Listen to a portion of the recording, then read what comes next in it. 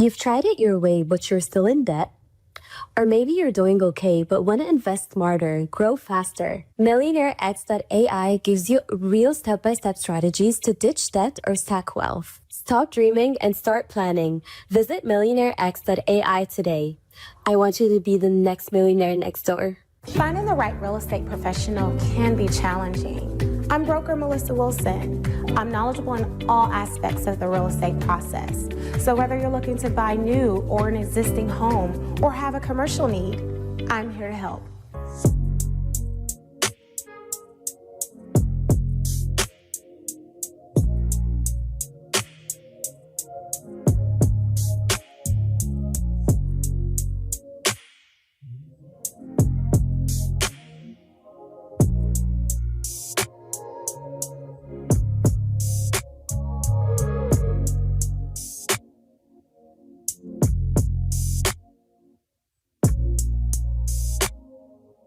Let's stop acting like we don't see how this game is played. If you tired of folks throwing shade with a smile and keeping you boxed in with that slick behind-the-scenes racism, it's time to upgrade your survival skills. See, Phillip Scott dropped more than just knowledge. He handed you a playbook with passive-aggressive racism in the system of white supremacy. This ain't the in-your-face kind. This is that sneaky, office space, let me block your blessings type of racism that'll have you questioning your own reality. It's time to call it what it is and arm yourself with the facts. But baby, don't stop at just peeping the system. Break those mental chains too. That's why you need 7 steps to decolonize the mind. This is about freeing yourself up top, walking in confidence, and letting the world know your mind is not for rent, lease, or layaway. It's time to reclaim your power step by step. So don't just watch, take action. Click over to Amazon.com, type in passive-aggressive racism in the system of white supremacy and 7 steps to decolonize the mind, and secure both books for yourself, your crew, and anybody ready for that mental liberation.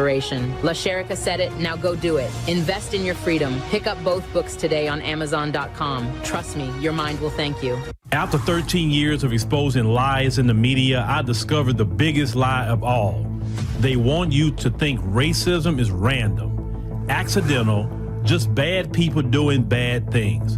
But what if I told you anti-black racism was engineered, programmed like software, marketed like a product, and designed to survive across generations? That's exactly what I prove in my new book, Us versus the Machine, How Anti-Black Racism Was Programmed, Marketed, and Made to Survive. This isn't another book about what racism looks like. This is the blueprint of how it was built, who profits from it, and most importantly, how to dismantle it. I spent years connecting dots that they never wanted connected, following money trails that they thought were buried, exposing the machine that runs on our oppression. Knowledge is power, but strategic knowledge is liberation. Get Us versus the Machine on Amazon today, because once you understand the system, you can beat the system. In H-Town, we want news that speaks truth, just like we do. ADNC keeps me informed and him inspired. We've been through too much to trust mainstream media. This feels like us. From the D to the diaspora, ADNC is how I stay woke. We binge ADNC like it's Netflix, but smarter. They speak on us, but never for us. ADNC does.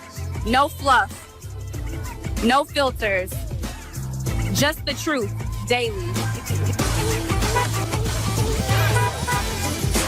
From Wall Street to 125th, we're watching our news. Download the African Diaspora News Channel app today to stay connected to the culture. Sean Grayson was found guilty of unaliving Sonya Massey back in 2024. And what I was saying earlier was that you got a lot of issues going on also in the country. You have the people who federal workers who aren't getting paid, which is a lot of people definitely in our community. In food bank lines, you got the potential SNAP benefits may not be paid out to 42 million people, which we know that definitely a portion of those people are, black people in the community. So we have a lot of heavy stuff going on. Then what happened in Jamaica? Now, update to that. Kalila, she's on the west side of Jamaica, and she said that they was hit pretty hard on the west side of Jamaica. Whitney's on the east side of Jamaica. So, in her city, they didn't, they had some rain, some little wind, but it wasn't what happened on the west side of Jamaica. But I told them, I said, listen, it's great that y'all survived. I said, because a Category 5 hurricane is nothing to play with. Nothing to play with. So I'm glad those sisters are safe and their families are safe as well.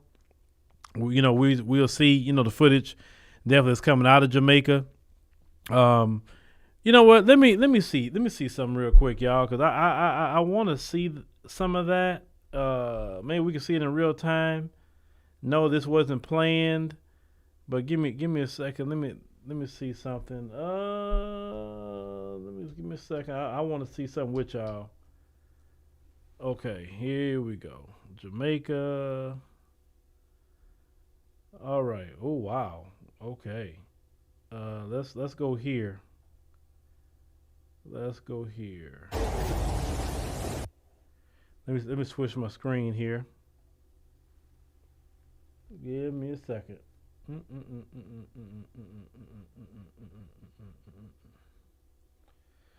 All right, let's see what's going on here. The images we're seeing from neighborhoods in Jamaica in the aftermath of Hurricane Melissa reveal absolute destruction. Gates of homes immersed in murky waters, driveways and the roads beyond them invisible. Joining me now is Lisa Hanna, a Jamaican resident and former Jamaican politician stuck in Florida right now, waiting for word on when she can return home. Lisa, it's good to have you here. I know don't you've been hear no talking to interview, folks on the but ground let me in see Jamaica. something South of the island and the western sides of the island. If you're familiar with Jamaica, places like St. Anne, Trelawney, St. James, Montego Bay, Hanover, and certainly in St. Elizabeth, those are areas that tourists would frequent. Those were the areas where the eye passed over and were hit hardest. Certainly the eastern side of the island, places like Kingston, where about 1 million Jamaicans live, and places like St. Mary and St. Thomas and parts of St. Catherine were not as badly damaged. But certainly we've seen hurricanes before as Jamaicans and tropical storms. We've never seen anything like this. Certainly roofs are completely gone. Roadways are completely gone. People are now getting out there. But the community spirit in Jamaica is very, very high. We're resilient. We're courageous people.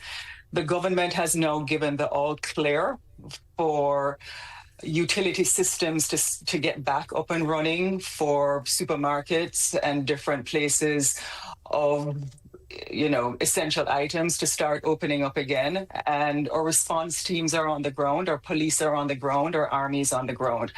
So the relief efforts have started. And in Jamaica, we have pretty advanced legislation. So what you will see now is almost a parallel activity. You'll see people being rescued in places where there are landslides, especially in rural areas. You will see food items being taken to. I was about to say, like, where his chainsaw at? I don't know. Why was he using a axe? Okay, I wonder. People, being given medication, etc. And in tandem with that, you'll see the utility companies starting to assess where they can turn electricity back on, and you'll see roads being cleared. And so that is the immediate situation that's happening. The Minister of Transport, who I'm in touch with, should inform the country later today whether the airports for essential items will be open later today, and whether or not you will certainly have the airport in Kingston being opened. You sound confident, you sound determined, but I wonder emotionally, this is your home. What goes through your mind when you see some of the pictures? And again, these are not the worst hit areas. We were actually talking on the air the last hour to somebody who had been on the phone with a friend in St. Elizabeth, and they got cut off just as he was telling them that the water was coming through their roof. Listen, what are you even feeling right now? We haven't slept. I can tell you, those of us who are here have been on the phone all night together. My former constituency, which was the member of parliament for 18 years, I was helping 2 nights before the hurricane to still get zinc and plyboard and food. Okay, all right. We'll stop there. We're just trying to get an idea of what was going on. So that's gonna be, oh man. God bless all the brothers and sisters in Jamaica right now, especially on that west side, talking about St. Anne's and all of that section. And definitely. We'll see what happens with the rest of that. You know, definitely important for us to keep up with that. But let's go ahead and get started here. Let's go ahead and get started. I don't want to take too much more of your time. Let's see what time it is. Okay, yeah, we good on time. All right, so let me get to the first article I want to look at here. Let me see here. Boom. All right, Illinois deputy found guilty. Hold on. And let's go down here. So it says a jury on Wednesday convicted Illinois sheriff's deputy of second-degree murder, a lesser charge in the shooting death of Sonya Massey. It's a black woman who called 911 to report a suspected prowler. You know, only in the United States of America you can call for help and you the one lose your life. This has happened so many times over the years, over a decade that I've been covering content and covering news. I mean, Sonya Massey isn't the first person. This happened so many times. I remember that young college student that happened to, young brother that called and that happened to him. Let's say now Sean Grayson, let's say, could be sentenced up to 20 years in prison, let's say, or even probation. They say the jury did not convict him of first-degree murder, a crime that would carry a sentence of 45 years to life. They say while you believe Grayson's actions deserve a first-degree conviction, today's verdict is still a measure of justice for Sonya Massey. Ben Crump and Antonio Romanucci said it's in a 7-day trial. They said Grayson, another deputy, arrived at Massey's home in Springfield, Illinois, early in the morning, July 6, 2024, after she reported a prowler. He shot the 36-year-old woman. They say, and after confronting her about how she was handling a pot of water she had removed from the stove, they say Grayson's attorney argued that he feared Massey would scald him with hot water. They said Massey killing raised new questions about the U.S. law enforcement shootings of black people in their homes and prompted a change in Illinois law requiring full transparency on the background of candidates for law enforcement jobs. Now, they say Grayson was 31, and he was charged with the jury given the option of considering second-degree murder, which is going to apply on the defendant. They say faces a serious provocation and believes that their action is justified, even if that belief is unreasonable. So he's scheduled to be sentenced January 29th, okay? So that's Sean Grayson right there, ladies and gentlemen. He looks a lot different than what he did when he shot Sonya Massey. And I remember during the 2024 election, the Democrats were extremely silent about this case. Kamala Harris didn't say nothing about this case. None of the Democrat shields at the time said nothing about this case. And they're not really talking about the case now. Now, I want to get to her father. Let me play this clip real quick. Sonya Lene Wilburn Massey. I'm James Wilburn. I'm her father.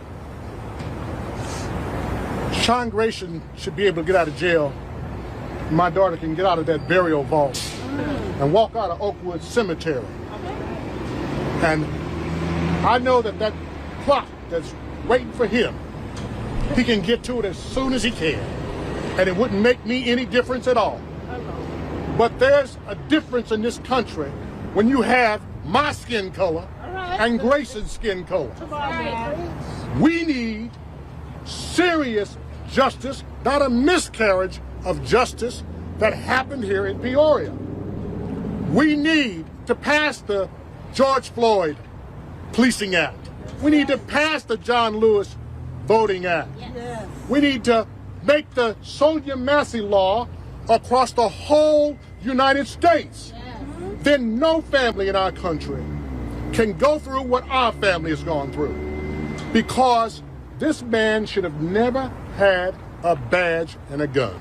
Right. This man was kicked out of the service. That's right. He was in 6 police departments in 3.5 years. That is shameful. Shameful on Sangamon County for even having a person like that, giving him a gun and a badge. And his gun, he had a sight on it. He had a laser sight. So all he had to do was put that laser sight where what he said he was going to do. He said he was going to shoot my daughter in the face, and he did it. He shot 3 times, but even with a laser on and going through a police academy twice, he still only shot her the once, which was good enough. But you see, my Judeo-Christian upbringing tells me to be absent from the body is to be present with the Lord. So my joy here today is that I know I'll see my baby again. And whenever the sun opens and Gabriel blows that horn, we're going to leave here and I'll see her again. That's about all I can tell y'all right now. All right, so that's Sonya's father here. And yeah, we can't be forgetting cases like this, ladies and gentlemen. And this is one of the cases that while we were saying that we needed an anti-black hate crime bill, this is one of the cases. And at that time period, Vice President Kamala Harris and the Democrats, well, I'm not going to only put it on her, they didn't say anything. They were quiet. They were radio silent. Black folks was talking about this case, and I'll be honest with you, I was shocked that they were quiet about this case. I was shocked because I'm like, man, come on, you had an opportunity to rail up the black vote, literally to get black people to start talking about certain things with you, and y'all didn't jump on that. I was shocked. I don't know if it was because it happened in a blue state. I don't know. I don't even know. But they didn't say a word, which is real strange to me. But the previous administration was very, very pro-immigrant, and they really didn't, really want to advocate or say nothing about black Americans at all. So that may be some of the new strategy. Hey, that's not really mentioned much of their cases, or whatever the case may be, because we start demanding things. We wanted some tangibles. We said, hey, give us something. Hey, look what happened to Sonya Massey. We need an anti-black hate crime bill. Now, her father talked about the George Floyd bill and the John Lewis bill. But the Democrats were in office. The first 2 years of Biden, the Democrats were in office, and they could have did the George Floyd bill. They could have did the John Lewis bill, and they did not do it. They wanted more about the infrastructure bill. And when they talk about the Senate, right now the Senate, you do know the filibuster is not a constitutional law. It's not. It's just a rule. It's not a law about a constitution. So because it's not a law about a constitution, you can get rid of that and do whatever. Even when y'all talking about the putting the government back, running. We need 60 votes. You shouldn't need 60 votes to do anything. If that's the case, why don't y'all do that in the House? Why majority rule in the House, but the Senate, you need 60 votes? That's dumb. Anyway, the Democrats, when Biden first got in office, had 2 years of a majority. But they made sure to do the anti-Asian bill. They made sure of that. They put money in the Asian community's pockets during the time of the pandemic. They made sure of that because how dare that American citizens at the time was boycotting Asian restaurants or different Asian businesses. The Democrats did not show up for black people. And now some of them still want to bring up 2024 and say, oh, y'all didn't come out and vote in XYZ. You didn't give black voters a reason to come out and vote. And you using Project 2025 and Trump just was not going to get it. Well, we tried to tell y'all, look what he doing with Project 2025 now. Our life really hasn't changed. From the time that Biden was in there to the time he's in here, our life hasn't changed. Has your life really, your fundamental life every day, has it changed? Because I haven't seen no change. It's still the same. Now, maybe with the economy, we see some changes, but outside of just the operation of what I got to do as a black man in America, I haven't seen any change. The Democrats, and they're going to, and trust me, the Democrats are spinning the block. A lot of y'all finding out. Okay. All right. M. Jordan down here says, Kamala Harris did make a statement on this situation. Anybody could put a statement out. Well, what was the statement? Somebody wrote, or what did she say? Oh, well, I hope she gets justice. No. Not a statement. I'm talking about the Democrats all over advocating for Sonya Massey. They did not. They were quiet. See, Kamala Harris isn't president right now, not because Trump was just so much better. No. It's because they neglected black people. They neglected Sonya Massey. Didn't even say nothing about her. They, as a party, ignored her. They ignored black America. And because they ignored black America, a lot of black Americans say, okay, I'm going to ignore you on election day. It's not that Trump was just so much better and Trump was so much of a better politician. And then some people did sympathize with Trump because the things that was happening to him at the time at the hands of the Democrats. And they really wasn't shy about what they were doing. They was very open what they were doing. Now they act like they wasn't being corrupt either.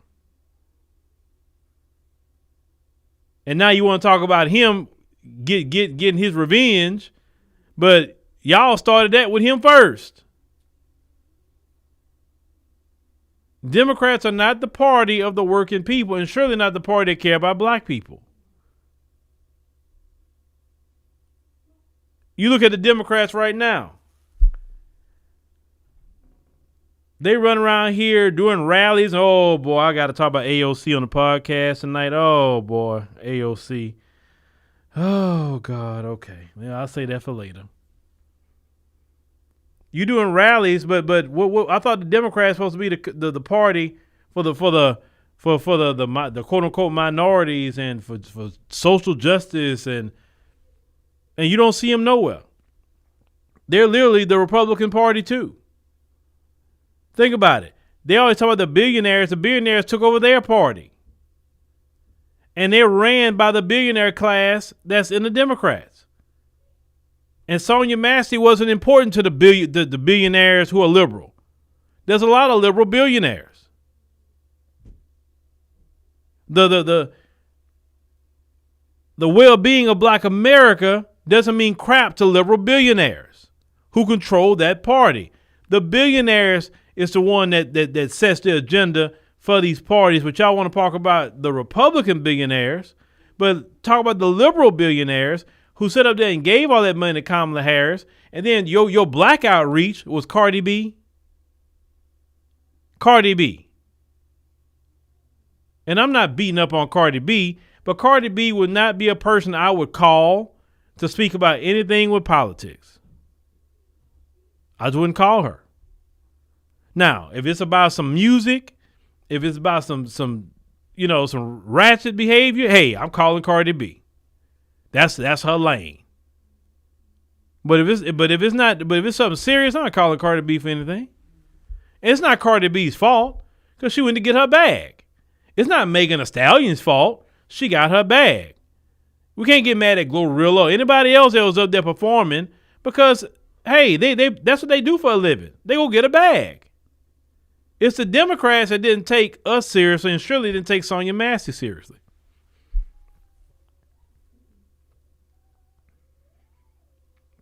Then you want to look at right now the midterms, which should be a slam dunk for the Democrats, beyond which at this point with Trump, it should be a slam dunk for the Democrats. And it's not a slam dunk for the Democrats as of right now, even though Trump is doing all the things that he is doing. Why? Because they're still on that, well, oh, look at Trump, Trump. Show how you are better. Show black Americans that's supposed to be your base, right? Show them that you're going to prioritize black America, and you're still not doing it. You cannot win an election without black America. You can't do it. It's statistically proven that black America make or break the Democrat Party. And because we make and break the party, then we should be prioritized more than any other group. Sorry, we should. I'm going to openly say that. Black people in America should be the number one priority of the Democrat Party with legislation. Of course you do legislation that benefits everybody, but some legislation you got to do that specifically target black Americans. And all black Americans are saying is, hey, y'all need to do something, reparations in the form of cash payments. Y'all had no problem doing that, the CARES Act and all that. Y'all come up with $4 trillion during the pandemic.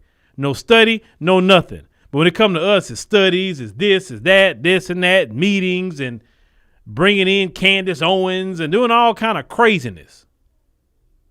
But when it came out to the pandemic, y'all had trillions of dollars to throw at the pandemic with no study. That's why I don't even want to hear anything about a study in the commission. Then, let me talk to you Democrat shills. I've seen some of you talking about, yeah, during the election, y'all talking about y'all wanted reparations. Y'all wanted tangibles. Now look at what we got. Uh-huh. Yeah. And that's not going to change, or we can't get what we need. So we should just show up and vote to what? So everybody else be comfortable? You know how I feel about it? If I'm not comfortable, I don't want everybody to be not comfortable either.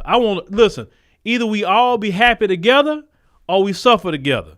Gone are the days, well, we're suffering and you're happy. Them days are done. Either we all be happy together or we all suffer together. But we're going to be together in unity as Americans, right?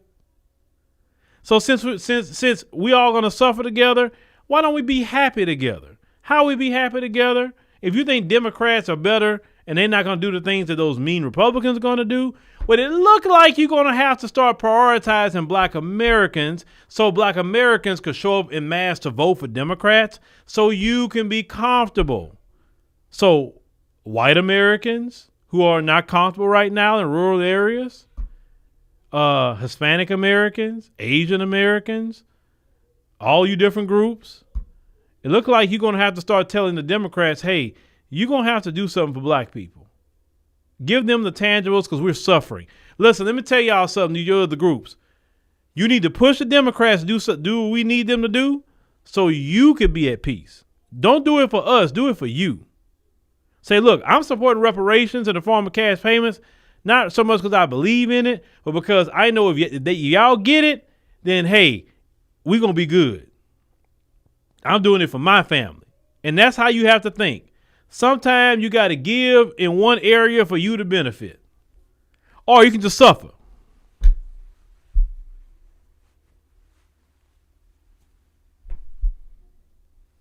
You can suffer. You can suffer after 2026.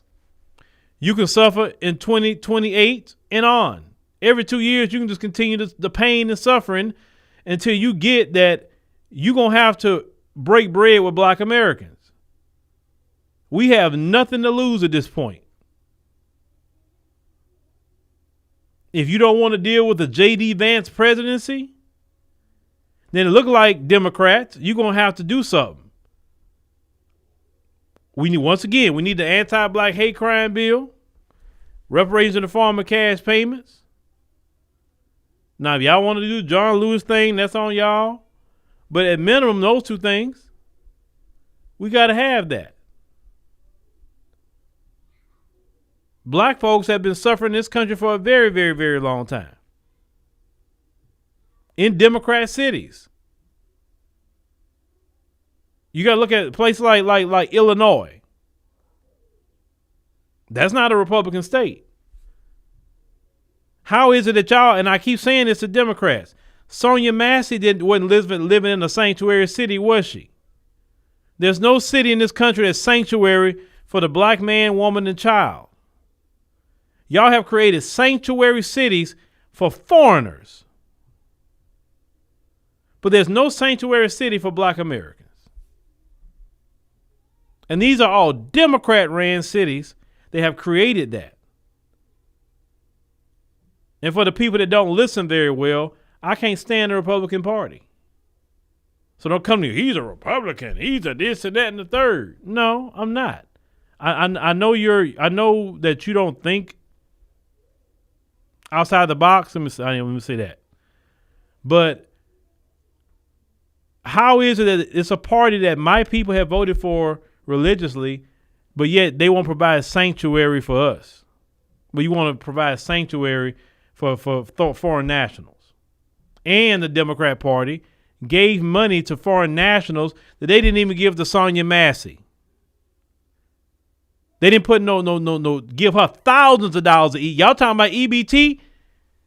Go back to them videos where they was getting thousands of dollars of EBT. The foreign nationals, the Democrats are giving it to them. But people like Sonya Massey were suffering. Other black Americans are suffering. But yet you want us to come out in the midterms and vote for you and no. For people like Sonya Massey and the rest of the brothers and sisters out here, you're going to be held accountable. And let me tell you, Shield, something. Don't come this way. I always give a warning. Don't come this way. Because if you come over here, it's going to be worse than what it was in 2024. I'm ready. Because I got a whole lot of backup now. I'm talking about just what I got. I'm not talking about the rest of the team. Y'all already know. I got AI now. I didn't have that in 2024. I can hit y'all with all kind of scenarios with AI generated videos. I can hit y'all with LaSherica. I can hit y'all with so much this time outside of just myself now.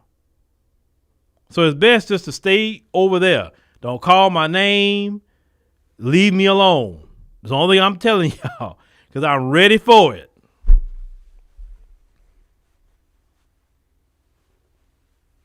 You say get rid of qualified immunity. Yes, get rid of qualified immunity. That bin needs to go. Now you heard what the father said about the cop, right? Let's cue up what that father said one more time about this cop and why he should have never been on the force. So let's cue that back. Sonya Lene Wilburn Massey. I'm James Wilburn. I'm her father. Sean Grayson should be able to get out of jail. My daughter can get out of that burial vault and walk out of Oakwood Cemetery. And I know that plot that's waiting for him, he can get to it as soon as he can. And it wouldn't make me any difference at all. But there's a difference in this country when you have my skin color and Grayson's skin color. We need serious justice, not a miscarriage of justice that happened here in Peoria. We need to pass the George Floyd Policing Act. We need to pass the John Lewis Voting Act. Yes. We need to make the Sonya Massey law across the whole United States. Yes. Then no family in our country can go through what our family has gone through. Because this man should have never had a badge and a gun. Right. This man was kicked out of the service. That's right. He was in 6 police departments in 3.5 years. Okay, so he said he was kicked out of the military. Kicked out. Obviously, it must be dishonorable discharge or something like that. He worked in 6 police departments. 6. That is shameful. Shameful on Sangamon County for even having a person like that. Yes. Giving him a gun and a badge. Yes.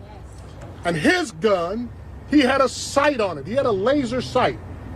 So all he had to do was put that laser sight where what he said he was going to do. He said he was going to shoot my daughter in the face, and he did it. He's shot 3 times, but even with a laser on and going through a police academy twice, he still only shot her the once, which was good enough. But you see, my Judeo-Christian upbringing tells. Okay, so as you clearly heard, that guy shouldn't have been even a cop, ladies and gentlemen. He shouldn't have been a cop. And that's the problem in society. If that had been me trying to get in the police department, I would have never became a cop if I had to take the academy twice. They would never let me be a cop if I went to all them different police departments. I probably wouldn't have made it on the second police department after they got rid of me from the first one, because I'm a black man. But them, they are a lot of times certified failures, and they keep bringing them around. Go back to Derek Chauvin with George Floyd. He been doing things like that. People been reporting him, been saying the things that he's been doing. He was putting his knee on other people's necks too, prior to George Floyd. And they keep these police around, and then when black folks turn up, why black people doing that? They're destroying their own community. Well, if you would have dealt with that dude after the first complaint, they wouldn't be destroying their own community, right? And what community do they own? In low income areas, black people don't own that. That's owned by white folk. Then if not the white folk, Asians, Arabs. That's who own a lot of the business. So y'all make sure to keep our people so economically destitute where we can't own our own communities. We're not even socialized to think about ownership. We're socialized in this country to think about a job. We're not socialized to be business owners. We're socialized to be employees, listening to what they tell us to do. Let me tell y'all something. And I've talked about this many times, and it's something I never forget. I've seen Natasha down there. I'm gonna respond to Natasha. I remember we was gonna go to Kenya. Was it in 2019 or 2018? One of them years. Go to Kenya. And it was 2021. I think it was 2021. And I was still on my petrochemical job. And I told him, I said, yeah, I'm going to take a trip, to Kenya and everything. And so I needed, I told him 3 months in advance. And so I need these days off because I had all the time to do it. Well, I have to see if I'm going to approve that. And it's something click. I never get that click. It happened to me. I'm like, hold on. Why am I going to ask another man where I can go with my family? And on top of that, a white man, an older white man, go ask an old white man, can I go with my family to Kenya? And me being a good and grown black man. And I remember saying, well, look, I'm just telling you. Because I was going to go regardless. And hey, I was going to go. If you're like, well, you're not approved, I'm still going. Well, you fire me, that's fine. That's why I was at with it. I say, because I'm here by grace right now. I'm not here because I have to be. But I never forgot that just in my head.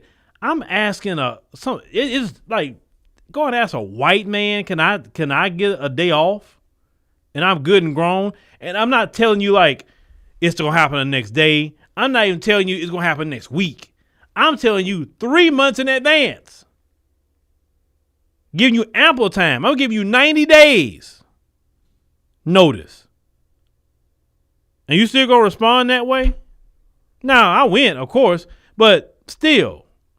It just I say no, I'm not meant to be taking no orders from them. No. I gotta do my own thing.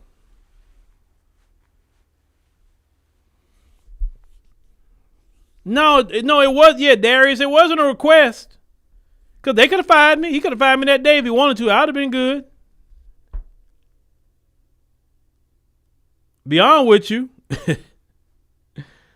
I had to work that job for a time. You know what I'm saying? It was, and maybe I'll tell the story on the app about that one. Why I had to stay there for a time. Because I could have left I could have left in 2016, to be honest with you, but I ended up staying to 2022. But I was dealing with some issues in 2016. I was dealing with some issues. Oh, boy.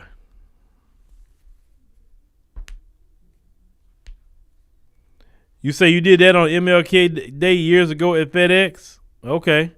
Yeah, that system, it's oppressive. Everything they do is oppressive. Even think about it. Even working for them is, let me tell y'all something. The greatest freedom that you can ever have as a black person, I'm telling you, is not working for them. They don't know how to not be oppressive. Because it's just a culture. They do that to their own. They do that to their own people. So it's not like they treat us one way and they treat them so much better. No. Look at that billionaire class and how they treat the poor white people. They can care less about poor white people. They don't care if poor white people eat, live, starve. Look at Trump. Trump is having the time of his life. He not worrying about all them poor white people that voted for him that's on food stamps. He can care less. The majority of the food stamp was going to go to his people. Trump, the billionaires, could care less. They can't stand poor white people. Like I said, that just wicked, oppressive spirit, it's just, they do, like I said, they do it to their own people. But my thing is, that what they do with their own, that's their business. When it comes to us, I'm telling you, the most oppressive thing I ever had in my life is working for them folk. Now, I've worked with black people and dealt with black people on different jobs at times, and it was always a good thing. I've always loved working with a black supervisor. You know, it was always cool. It wasn't no oppressive stuff, even though he got to do what he got to do with the job. But it's just the way black people just even approach you. Now, of course, if somebody on some raccoon, then we already know what that is. That's that black cop showing off for the white cop thing. But if it's just a regular black man, a regular black woman, you know, we put each other on game. You know, we pull each other to the side and be like, hey, look, let me tell you something. Hey, watch yourself, you know, with this and that. You know, don't talk to this person, whatever. They be going in there doing this and that and the third. That's what I love about black people. Whether they a worker with you or even that some of them be supervisors, they'll pull your coattail. They'll tell you things. Watch out for this and watch out for that one. Whatever. You know what I'm saying? But all the white ones said, man, they wouldn't do that mess. It's rare if you find that. But, you know, most of the black people I've ever dealt with, always been cool. I remember the supervisor I had at Kinder Morgan, Shy. People couldn't stand him, but I figured him out. He just wants you to stay busy because I get why. So he was cool with me. He put me to the side and said, hey, come here. He said, look, go over here. Go check the the safety showers, stuff like that, and just make sure you go to all the doctors, check the safety showers, and just after you check one, you can sit there for an hour, and then go to the next one, sit there for an hour. If I need you, I'll call you. You know what I'm saying? So it look like you're doing something, but you're just chilling. You know what I'm saying? And I was like, that's why I say, man, I Nate, the white dudes couldn't stand him because they try to go hide out, and it's like, I don't know how he did it, but he knew what they were hiding out. It's like he could time how long it take to do something. So he'll tell you, go gauge 150-10, right? It was a 150,000 barrel tank. He know when he's seen you to go do it, and I've stood in there. And he'll look at his watch. He'll call. Hey, there's one guy named Kevin. Kevin, you got that gauge yet? And it's like, it's crazy how he would know. I said that brother was cold. God, that brother was cold. He was cold. But you know what was messed up? What happened with him? Now, see, let me tell you the story that happened with him. We had, for a long time, they had no women on the job. None. So then this one white woman tried to get in as an operator at the plant I was at. and they didn't hire her because they said, well, we don't have women changing facilities. So she said, you won't hire me because we don't have women changing facilities? So she ended up saying, because she works security at the front. And she said she ended up saying, oh, there's women that are going to work here. Watch. And sure enough, there's some women came in. We were like, women operators? Because we've never had women around now. And when they showed up and said, see, didn't I tell you? So she basically complained and all that sort of thing. Well, anyway, they hired some sisters, right? Some sisters that came through there. Well, one of them was a stud. I'm saying this for a reason. One of them was a stud. And so you remember how shy. I tell you how shy he was. But if you're lazy, it don't matter who you is. Black, white, don't matter. He owned you like white on rice. So one day I come to work when he was supposed to be there. I was like, hey, what's Shy at? Oh, man, he got suspended. Suspended? For what? And then it's like, man, what ended up happening, he was on the stud chick, and he was on her because she was lazy. She wasn't like the other sister. She was lazy. Well, we used to have ink pens that we would keep right here. And so our uniforms were tan. And so what ended up happening, I guess the pen burst or whatever, like on her shirt. So he's sitting, not in her face, he's sitting like he'll be they have like a glass area, whatever, he opened up, whatever. And of course we talking to him through there. So he's sitting in the chair and he said, hey, he said, they called the stud Tiny. Yeah, that's what the stud said the name was. So he said, hey, your pen burst on your uniform. And because he said that, he just pointed to say your pen, because that's where it was at. It was the pen burst on the uniform. She went into the main office of the white people and trying to say he harassed her. And that's all he said. So they had to do an investigation, whatever. He ended up coming back to work because he didn't do it. And everybody's like, huh?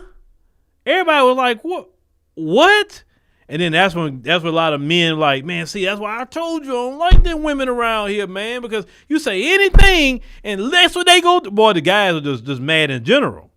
Because it's like, man, we don't come to work to deal with that problem. They say, what if she say something about me? Then I go home suspended. My wife be thinking that I'm doing something up here because they talking about sexual harassment. Like the guys are just hot. It was just hot. You say the studs are DEI hires. Look, Brandon, I'm gonna tell you something. They had hoses, Brandon. There was sometimes 50 to 75 pound hoses, and I'm not just a stud, but the other sister too. They had to call me to go help. Now the other sister she was cool as ice. Like she was cool, real cool. Everybody, so nobody mind helping her. But the stud, everybody was kind of like, you out around here with fade better than mine. You got cologne on. Why you got it, bro? That's kind of how a lot of people took it. Like, you got it, bro. You know what I'm saying? So, yeah. After that incident, nobody really talked to the stud no more. And yeah, she ended up moving around. She left. Because all the dudes like, nah, I ain't talking to her. I ain't talking to her at all. It ain't happening. So, oh man. Yeah. Some not all studs hate brothers. No, I can't say that because I've worked with other studs on other jobs and they've been cool as ice. Cool as ice. So no, not all studs were that way. Can't say that. It don't be a bunch of studs even online going in on brothers. It be the ones that's not the studs, right? I see actually online more studs on our side saying they understand us more, right? So I can't say that. I'm just speaking about that particular one and that particular issue. I'm not gonna call out all the studs, no, because that's not the case. But hey, yeah. Hey, if you talk about you a stud and we on the job together, what you calling me for, bro? Like you got it. You know what I'm saying? I help a woman, but if you say you a stud and you know what I'm saying? You wearing the cologne that I'm trying to go buy it, and hey, you got it. Hit them weights. You say just another reason why us women should stay home and bake cookies. No, women could work. There's no problem with women working. Look, if she wanted to work in the control room, that was fine. That's a better job. If she wanted to work in anything administration, it was cool. That's what a lot of women would normally do, work administration. They wouldn't be out there with the men climbing tanks and lifting hoses and, man, inventory. Oh, man. We'd be gauging 20 to 24 tanks in a 12-hour shift of 300 barrel, 150,000 barrel, 100,000 barrel, and all these tanks got, anywhere from 40 feet up to 75 feet up climb, up and down. I don't miss them days at all, ladies and gentlemen. Look, it's windy. I used to work nights, and I'll be climbing a 75-foot tank this time of night right now to get a gauge, and it's cold and windy. Oh, I don't miss them days. I don't miss them at all, y'all. I don't miss them. I thank God. I thank God for that. But all right, y'all. Let me go ahead and wrap up. See, my wife called me, but I'm gonna go ahead and wrap up, y'all. But thank y'all for hearing my stories. Right? We appreciate it. Make sure to click the subscribe button. Make sure to click the like button. We'll go ahead and check you next time.